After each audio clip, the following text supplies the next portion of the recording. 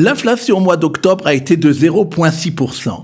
On pensait que ça serait que de 0,5%. C'est encore l'immobilier qui a déçu. Il a augmenté de 1% alors qu'on s'attendait à une stabilité des prix. Ce matin, on va revenir sur plusieurs sujets particulièrement importants que vous avez relevés dans la presse économique israélienne et en particulier l'inflation. On va parler de l'inflation qui, au mois d'octobre, s'est avérée beaucoup plus élevée qu'on ne le pensait. Beaucoup plus, non. Un petit peu plus, alors. 0,1%. C'est-à-dire que l'inflation au mois d'octobre était de 0,6%. Ça nous met 5,1%. On pensait à 0,5%. La différence n'est pas énorme. Et c'est un petit mauvaise surprise. La mauvaise surprise à l'envers de ce qui s'est passé aux États-Unis, où là-bas, c'était le contraire, ça a été un peu moins fort que prévu, et c'est d'ailleurs beaucoup plus important aux États-Unis, parce que il y a une attente des marchés financiers que la Banque centrale américaine arrête d'augmenter fortement les taux d'intérêt, ce qui serait un soulagement pour l'économie mondiale. Pourquoi est-ce que ça a été un peu plus important que prévu, la hausse au mois d'octobre? D'abord, le prix de l'immobilier. On s'attendait à un meilleur chiffre parce qu'il y a eu, en plus des statistiques publiées cette semaine, et par l'Institut des statistiques et par le Trésor, concernant une baisse très importante de l'achat en immobilier, notamment pour les appartements nouveaux, pour les appartements neufs, et également on a une baisse énorme des mashkantaot, ça veut dire des prêts hypothécaires. On était il y a quelques mois à 12 milliards de shekels, au mois d'octobre 6 milliards. C'est vrai que le mois d'octobre est un mois où il y a eu des fêtes, donc il y a eu moins, mais quand même, si on compare à d'autres années où il y avait les fêtes, c'est quand même une très très grande baisse. Ce qui veut dire, c'est que beaucoup d'investisseurs, beaucoup de gens qui ont besoin d'acheter des maisons, pour l'instant, ne le font pas parce qu'ils préfèrent, comme on dit, rester sur la barrière, c'est-à-dire de voir qu'est-ce qui va se passer.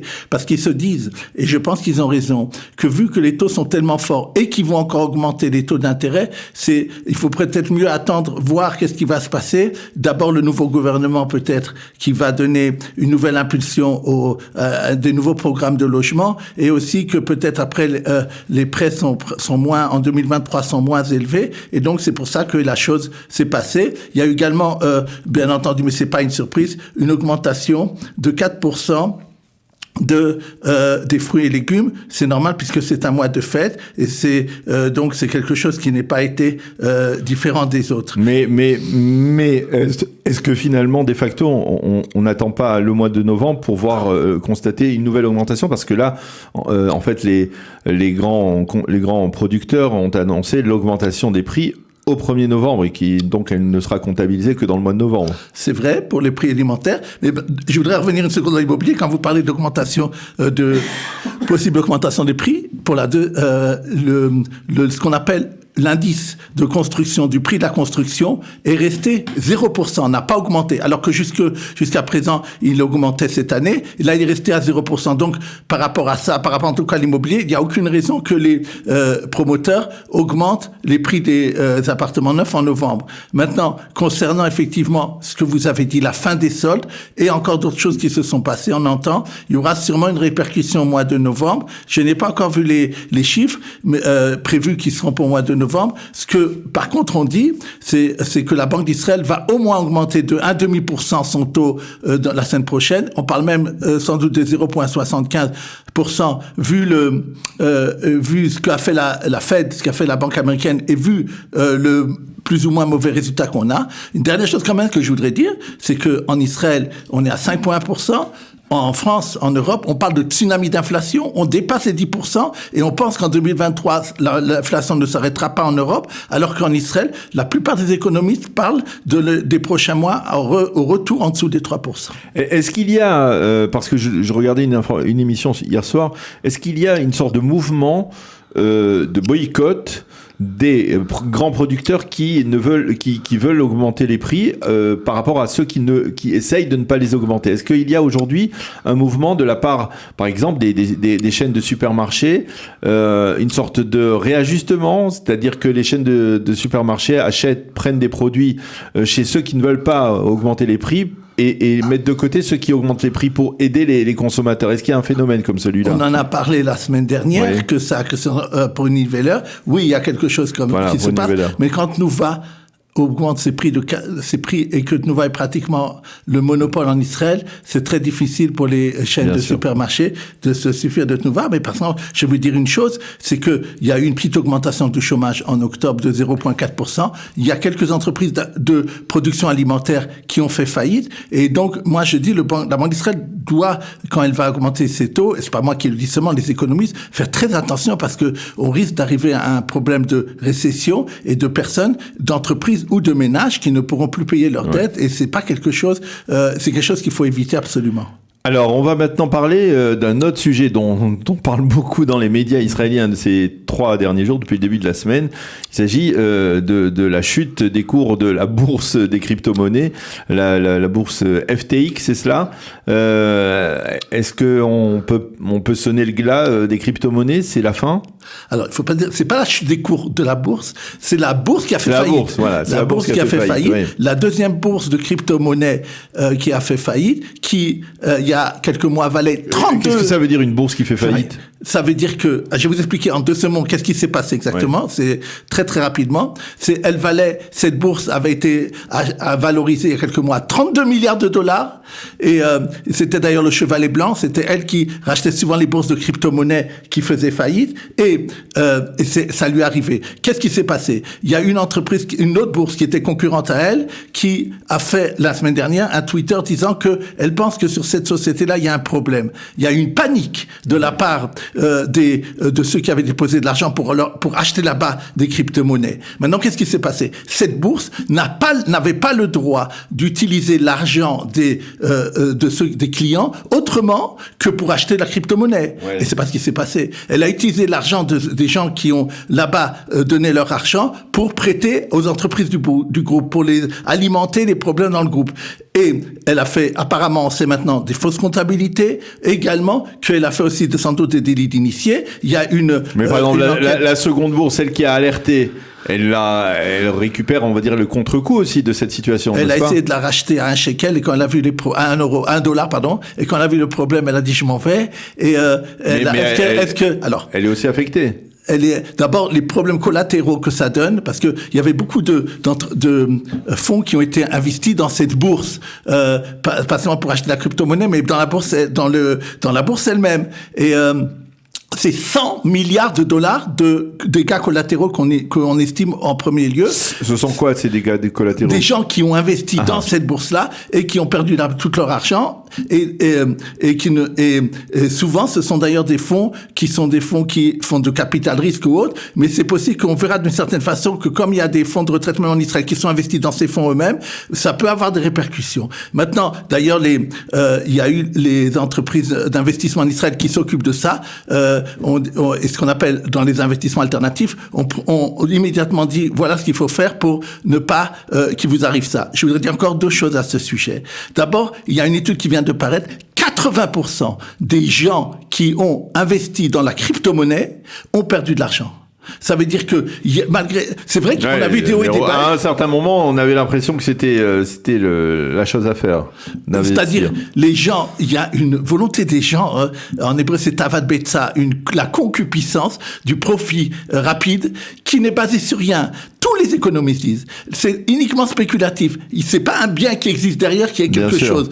Et donc, c'est pas la première fois que ça arrive dans l'histoire. Il y avait les tulipes en Hollande il y a 400 ans, et ça revient. Et encore une fois, je dis aux gens, de ne pas investir dans des biens qui économiquement ne valent rien. Et donc, ça c'est première leçon. Une deuxième leçon, c'est que sûrement, ça va donner, parce qu'il y avait aussi des problèmes de blanchiment d'argent. Ces bourses-là sont souvent immatriculées dans les paradis fiscaux et servent, à mon avis, beaucoup pour les investisseurs de blanchir leur argent. Et il va y avoir maintenant un contrôle beaucoup plus sévère, sans doute, dans la part des pays où il y a ces bourses-là, et au niveau du filement d'argent, et au niveau de ce qui se passe, parce que si tout ça est arrivé, c'est parce qu'il n'y avait aucun contrôle sur la société. Il faut pas... voilà. Oui. Alors, un troisième point, vous allez nous parler d'un Olé Hadash francophone. qui apparemment aurait remarqué que sa banque aurait pris son argent pour l'investir en bourse, justement, parce que, eh bien, la banque avait remarqué que son compte ne bougeait pas, il n'avait été sans mouvement. Oui, c'est un sujet dont on parle souvent dans la presse financière et il s'agit de la chose suivante. Sachez que si vous avez un compte en banque, que pendant 10 mois, vous ne faites aucun ordre sur la compte en banque, mais même si vous le savez qu'il y a de l'argent là-bas, même si vous avez d'ailleurs un compte de portefeuille à côté, ça m'est arrivé récemment pour une autre là. À part les comptes fermés, on est d'accord, hein, parce que il s'agit de overvachable. Voilà, je parle d'un compte courant. Oui. Et vous donnez pas d'ordre. La loi de les réglementations de la Banque d'Israël est que la banque doit s'adresser aux clients en demandant, tu sais, depuis 10 mois tu n'as passé aucun ordre sur ton compte, je veux savoir si tu le sais, si tu es bien vivant, parce que sinon, moi je prends ton argent et je le passe en bourse. Ça, c'est les lois de la Banque d'Israël. Ça veut dire quoi? Ça veut dire ça. Ça veut dire, là, je vous dis, c'est comme ça la loi. D'ailleurs, quand le COLE est venu pour me dire son problème, je me suis renseigné. C'était à la Banque Leumi, c'est quelqu'un de très important à la Banque Leumi. Il m'a dit oui, on le sait. Il y a eu des plaintes à la Banque d'Israël, mais c'est comme ça. Parce que, entre 10 mois et 1 an, la banque doit s'adresser par courrier ou par téléphone ou comme il veut à la personne en disant, tu sais que tu n'as pas de mouvement sur ton compte. Maintenant, il peut y avoir quelqu'un qui a changé d'adresse.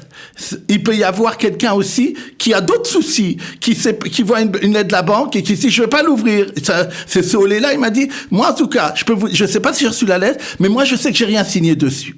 Alors les lois de la Banque d'Israël disent la chose suivante: si 12 mois et après que tu aies fait des efforts pour voir si vraiment ce compte n'est pas vraiment dormant, tu prends l'argent qui est là-bas et tu le places dans des obligations d'État. Parce qu'on sait d'accord. Alors, disons, il place dans les obligations d'État. La banque Leumi, en l'occurrence, mais n'importe quelle banque, prend tout l'argent qui est là-bas en compte courant, le met dans des obligations d'État qui sont à 2 ans. Parce qu'ils disent, la Banque d'Israël s'est dit, l'obligation d'État, l'État d'Israël va rendre son argent. En plus, c'est quelque chose qui est indexé à l'inflation, donc il va pas perdre. Oui, mais, c'est-à-dire, on est d'accord que la banque ne donnera pas les bénéfices de cet investissement au porteur du compte. Si, bien sûr. Ah oui, elle lui donne. Oui. Mais attends, mais quand elle achète ses obligations, la banque reçoit des commissions.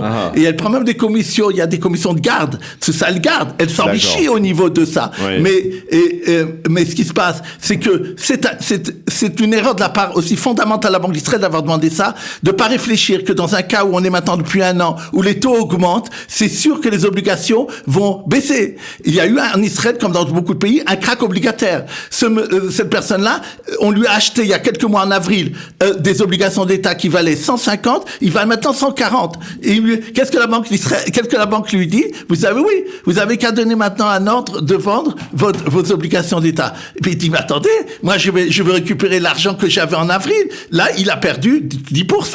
Ok, d'accord. Alors ça veut dire, d'abord, c'est à mon avis, c'est une erreur de la Banque d'Israël. Et deuxièmement, je reviens à ma vigilance, vérifier chaque jour votre compte et que ça vous arrive pas et que lui il a par hasard découvert, c'était de l'argent qu'il avait mis de côté pour quelque chose, donc il ne regarde pas. Moi je comprends ça aussi. Okay. Mais c'est comme ça qu'il faut le savoir absolument. Alors il nous reste 1 minute, Daniel, pour parler de Google Israël, qui serait la société préférée des Israéliens. Ça veut dire quoi, ça? Oui.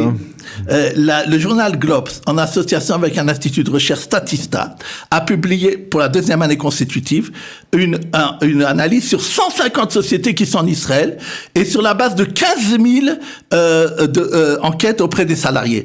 Qui est la société la plus aimée en Israël? C'est Google. Google Israël, qui a d'ailleurs 2000 employés. D'ailleurs, j'ai écrit un billet, il va se publier dans Actu. Je sais pas cette semaine, la semaine d'après, que Google Israël a fait d'ailleurs, vient d'acheter pour le tiers d'une tour à Tel Aviv pour 1 milliard de shekels. Pour l'instant, on n'est pas construit, c'est un trou. Donc ça veut dire à tel point qu'elle a confiance dans les salariés israéliens, même à long terme. Maintenant, qu'est-ce que ça veut dire aimer? Ça veut dire que on demande, est-ce que vous aimez votre société? Et aux gens qui y travaillent, et c'est Google qui a le plus, Israël qui a été le plus aimé. Mieux, là, maintenant, encore, si vous étonnera pas, qui sont les gens qui aiment le plus leur société? C'est les gens qui sont les plus anciens dans la société et qui ont qui ont des postes de responsabilité. Moins plus on est récent dans la société, moins on a des postes de responsabilité, moins on est content. Une autre chose qui est intéressante, c'est qu'il y a un tiers des gens qui ont été interrogés qui disent qu'ils veulent partir de l'entreprise. Ça veut dire qu'il y a un mouvement en Israël de vouloir de la part des salariés de ne pas rester au sein de l'entreprise. Et donc c'est d'ailleurs quelque chose de assez bien parce que ça veut dire que le salariat israélien accepte de bouger s'il a une motivation de bouger. C'est quelque chose qui est vivant pour une économie. Et enfin, les plus contents en Israël quand ils travaillent, c'est les gens qui ont entre 40 et 50 ans. Quand on a dépassé 60 ans, on est moins content. Et quand on est très jeune, on n'est pas non plus tellement content. Eh bien, Daniel Guggenheim, docteur Daniel Guggenheim, merci beaucoup d'avoir survolé la presse économique israélienne de cette semaine et de nous en avoir tiré la substantifique moelle, si l'on peut dire. Merci d'avoir été avec nous ce matin.